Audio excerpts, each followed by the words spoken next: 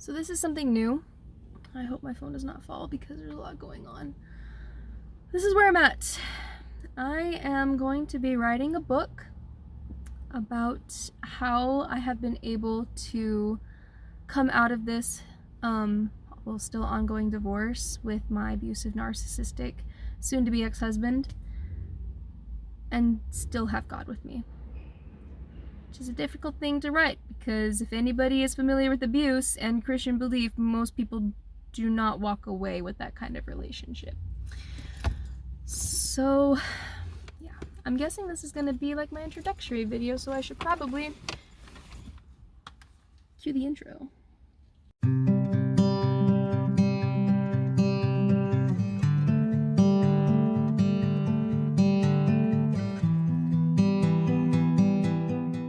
So this is where I get kind of excited, and should probably explain how this happened, because I was not originally going to be doing any sort of videos or things. I was actually kind of dreading writing this book, because it's not that I didn't want people to know, because I feel like people should know, like I want to be able to help people, but I didn't want to relive that trauma.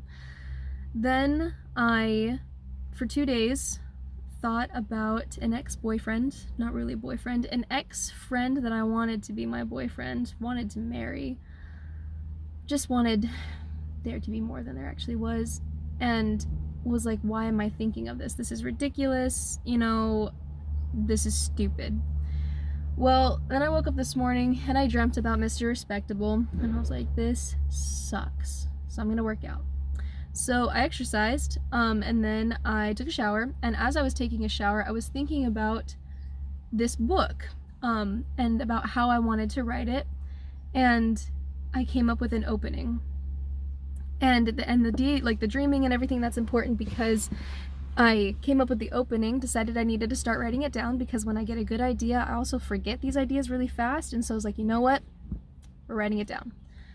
And I actually felt kind of genius about this, because if you know his last name, then you'll get it, but if you don't, you won't. The opening line was, my name is Reagan Nichols, it's not grand, it's probably not memorable, but it means something to me, and because this is important to the story, you must also know that I am a member of the Church of Jesus Christ of Latter-day Saints. The reason why that was important was because as I was writing that, I remembered something that I had written on my mission. I'd actually filmed a video of a bunch of us doing service. We were helping somebody move a bunch of stuff from a storage unit to a U-Haul, and then we moved the stuff from the U-Haul to another storage unit. It's a long story. It took us like 4 days, and it was really fun because we got a bunch of missionaries together. Everyone was taking videos and like making fun of it, and I put it together into this collage of what we do as missionaries. I'll post it. I love it so much. Hopefully YouTube doesn't flag me for it, because I also used The Office intro and Iris by the Goo Goo Dolls and Back in Black. Maybe not Back in Black. Anyway, I used a ton of stuff. It was really fun. So yeah. At the end of that, however, it was April 8th and I was about to go home. And so I wrote a little testimonial of what it was like being a missionary. And this is what I wrote. I said, it didn't dawn on me on how much I would love serving a mission when I first came out. So of course that realization had to come now as I'm getting ready to go home. It wasn't easy. It certainly wasn't enjoyable at times, but it was such an incredible experience. I wouldn't give it up for the world. I also would have never guessed I'd get to serve with so many awesome and wonderful people that I'd get to call my friends. These are just a few of them here in this short film, and we're missing my absolute best friend. Insert Mr. Respectable here because I don't want to mention his name.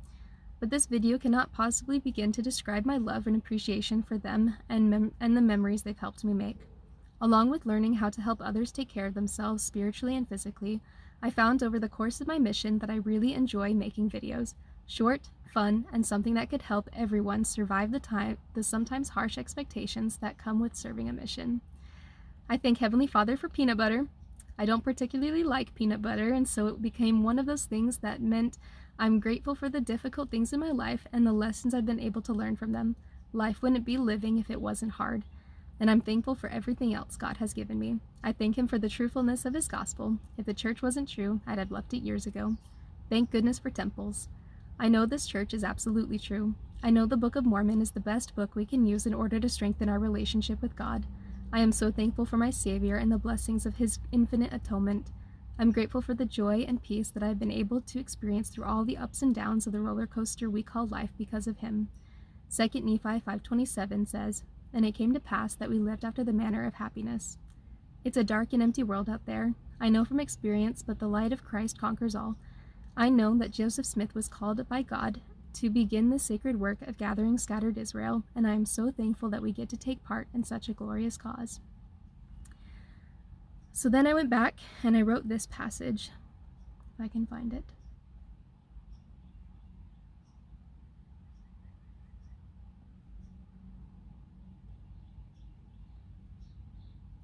So it might take me a hot second. I actually wrote a lot more, added a lot more to this because I needed to explain it. There we go.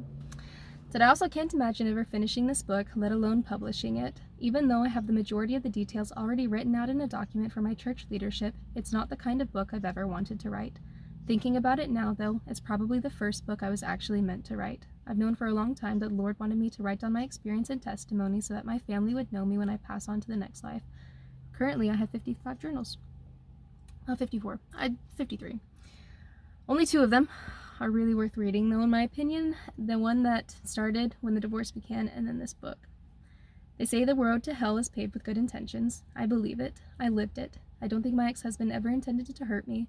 I think that he loved me and genuinely thought he was doing what he was doing wasn't wrong, but that's just not the reality of things.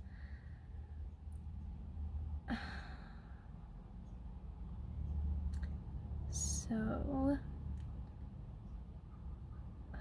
originally, then I put it this. If any of this turns out to be inaccurate, you'll have to forgive me. A lot of what happened is a haze that I've blocked out and put behind me. I don't want to remember some of the things that I do remember. Plus, it's been almost 6 months and a lot has happened since then. In fact, I know I won't be able to write everything down in chronological order. I tried once, I forgot some of what happened, minor details that allowed him to abuse me, and when they all happened. After I wrote the document for my church leadership, I remembered some of the bad things that happened that I didn't write down, and this will probably happen here as well. There will be lots of explicit details left out and sugar-coated. It's a kind of trauma I don't want to live through again or give to someone else. And if I'm being honest, more than anything, this is me being respectful to myself. You all don't need to know the various ways he tortured me or belittled me or tried to make me feel crazy, but you do need to know that good has come from it. This world is too dark and cold and empty for me to be filling it with worse and leave out the good. And I got so excited! Because this whole time I've been thinking I don't want to write this stupid book because I don't want to focus on the bad. I don't want to relive that trauma. I don't want to make my trauma someone else's. I don't want somebody to read this book and say, oh my gosh, how did you get through that? Because in my mind now, it's not as bad as I think it was. In my mind now, I can't see that. Some of the things that he did, I talked to my counselor this, I can't accept, and so the word that we use now is torture, because I believe that he absolutely tortured me. How he did that, I can't say. It's too painful, it's too hard. But I knew that I needed to do something, because there are a lot of people in this world who need hope. There are a lot of people in this world who go through these kind of relationships. There was a mother in my church who came up to me after she found out what happened and asked me that when I'm ready to talk about it, if I could tell her about some of the things to look for, because she has young daughters that she wants to protect from people like, we're just calling Serge, people like Serge. And I just didn't want to. And then I realized that this whole time I have been on so many Facebook support groups talking to people about my experiences and how I was able to get through them and how I got through them and still had my faith, still had my relationship with God, still had in such a way that my relationship with God, my faith, it grew. It wasn't suppressed. It wasn't made little or small. It was just something that I can't even explain how much God was a part of my life, how much that was just a horrid experience that did so much good for me. and so much good for my family. My mom and my sister did not have a good relationship previous to this whole thing. And in the midst of this trauma, my mom and my sister have been my quarterbacks.